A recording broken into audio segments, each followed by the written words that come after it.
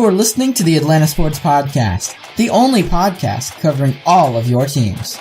Bringing you the best sports news from the state of Georgia, from the professional ranks to the high school levels, we have it all.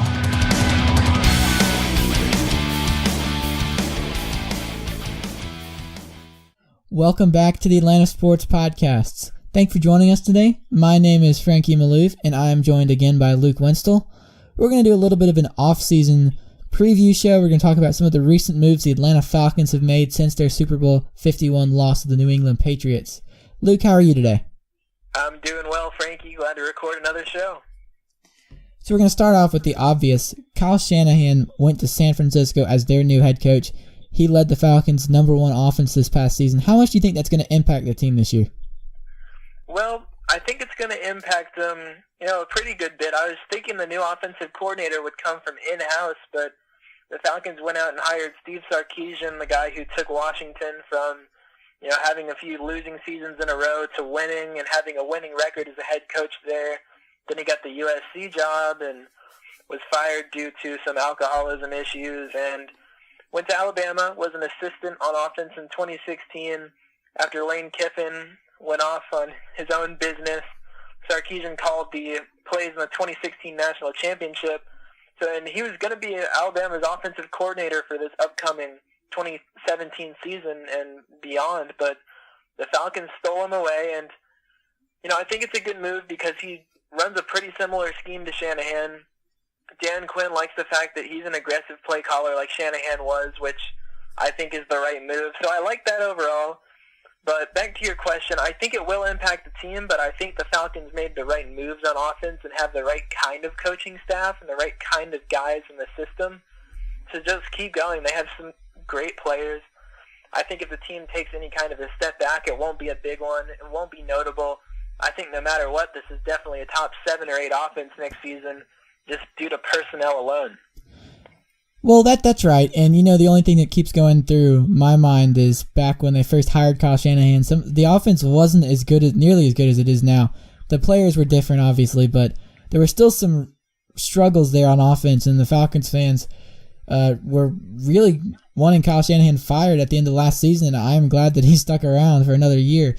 And like you said, the similar system, Matt Ryan can help teach the new offensive coordinator a little bit of what Kyle Shanahan was trying to do, and vice versa. So I think they'll have a combination. You'll see some things that are the same, some things that are a little different, but I think in the long run, this is about as good of a transition as you can make. Yeah, I agree with you there. And now, with other coaching changes on the other side of the ball, this was more surprising because Shanahan, everyone pretty much knew that as soon as Josh McDaniels did not take the 49ers job, that it was probably going to end up being Shanahan, and as it got closer and closer to the Super Bowl, it's just, it's really just a matter of time. And now Shanahan's gone. But on the defensive side, it wasn't anything like that. It was stuff, with Richard Smith and Brian Cox being, moved around. Cox has just outright been fired. And Richard Smith, there's some reports that Smith will stick around and take another job with the defensive staff. But overall, that was really surprising, but Dan Quinn's out to make some moves. I'm guessing after losing that Super Bowl, he's not going to let that stick around. But with Cox, you can see why he was fired. The Falcons invested some draft picks on defensive linemen. They didn't turn out, and, there's a flip side to that. Vic Beasley, of course, made some great strides from year 1 to year 2. Grady Jarrett got better and had the Super Bowl record, 3 sacks, and, tied that just a few days ago. And Rashid Hagman finally started playing better towards the end of the season. So there were those 3 improvements, but overall the Falcons didn't seem to be satisfied. And personally, I wonder if Dwight Freeney maybe had more of an impact than Coach Cox just being there. Yeah, that's true. Dwight Freeney was one of the players that was brought in for a 1-year deal, more of as a coach than as a player. Now, he'd made an impact on the field as well, but, his presence just in the locker room, teaching Vic Beasley and those other guys how to go about their business, how to learn, how to practice and prepare for the games. That was huge. And there's a possibility that he might come on as an advisor somewhere. They'll find a spot for him maybe to help out the defensive lineman again if he doesn't decide to come back and play again. And also the Falcons have a new defensive line coach, former San Francisco 49ers tackle Bryant Young, He's a 4-time Pro Bowler, had 4 seasons with 9.5 sacks or more during an 8-year stretch when the 49ers went to the playoffs 6 times. Back in those years, they were pulverizing the Falcons here and there whenever the two teams met. So a lot of Falcons fans know Young pretty well, just, from his hits on the quarterback and his impact that he made on the game. But, I think he's a good move. I think with Dan Quinn and having Bryant Young, a former player, working together, I think that could be really good, especially, still trying to develop Vic Beasley. I'm assuming the team might try to go out and get another pass rusher. So I really do like what I'm seeing there. So other things just to note, Dan Quinn called defensive plays the second half of the season anyway, so Richard Smith getting fired doesn't really change much of the play calling.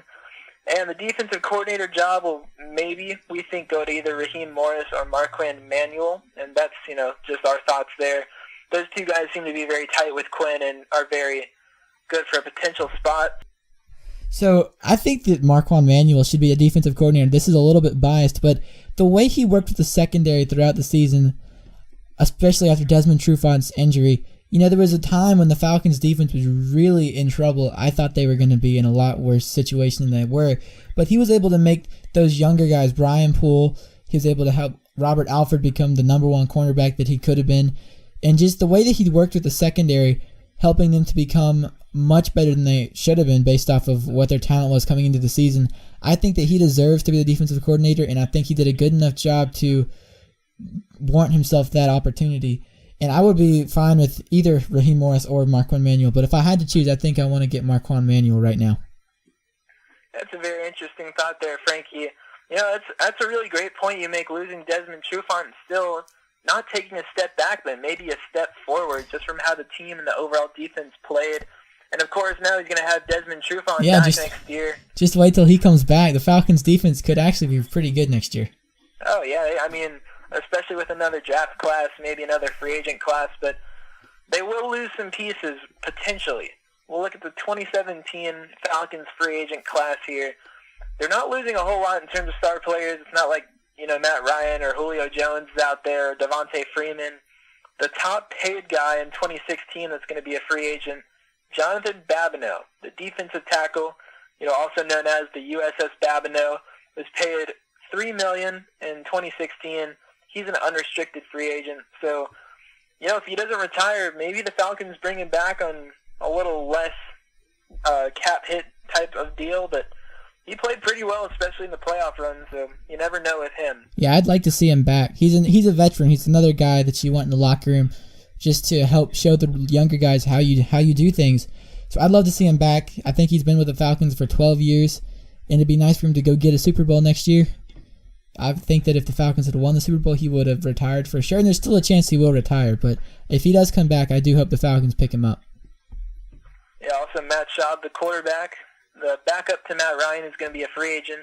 He made almost $3 million in 2016. There's word Kyle Shanahan wants to take Schaub with him to San Francisco. We'll see about that, but I did like Matt as the backup here. And now moving forward again, Paul Warlow, the inside linebacker, is going to be a free agent.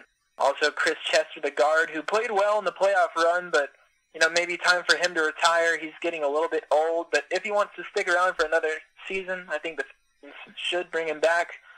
But that guard position is one that they might need a replacement for sometime soon. Also, Sean Weatherspoon, Courtney Upshaw, and Dwight Freeney on the defensive side, some key veterans that have played well here and there. Now, Weatherspoon with injury problems again, but a big-time leader. Also, a notable one is our all-pro fullback, Patrick DeMarco. He's a free agent, only made about $750,000 in 2016. Looks like he may be in line for a pay raise. Had a good season. Another key contributor to the offense. I think he'll be brought back. I sure hope so. There's a few other guys on the list there, but not quite as notable as the ones we mentioned. So the Falcons don't have a whole lot to do in free agency, but I think they need to bring those guys back and maybe extend a couple other guys and just look to improve through the draft. Yeah, and then for the draft, they probably go defensive again. The offense looks pretty solid, maybe offensive linemen. But other than that, I think defensive pass rush again is what they're going to work on. It's been making improvement over the years, but I think it's still not exactly where they want it to be yet. Vic Beasley's a huge part of this defense, and you need somebody opposite him to help balance out the Falcons' attack on defense. And that's about it. Anything else you want to add, Luke? Yeah, one last thing. I think, going into the offseason, just starting off, the Falcons' needs for me would be another pass rusher, whether that's really a 3-technique defensive tackle that can rush the passer, or maybe another outside edge defender. So I think the Falcons should look there in the draft. Also, a first or second round pick, I think, should be invested in a guard to either replace Chris Chester immediately or maybe eventually.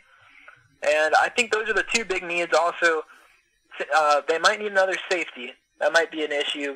But Ricardo Allen has improved a lot, I think possibly due to Coach Manuel.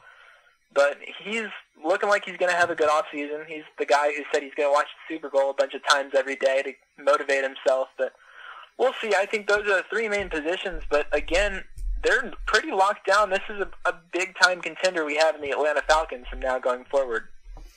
I sure hope so. We all do.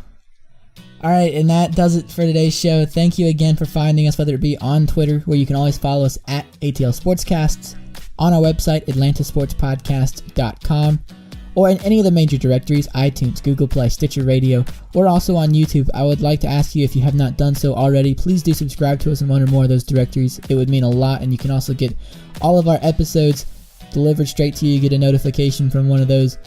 And you can also sign up for our newsletter. Again, it's on our website, atlantasportspodcast.com. And we hope to see you next time with another show.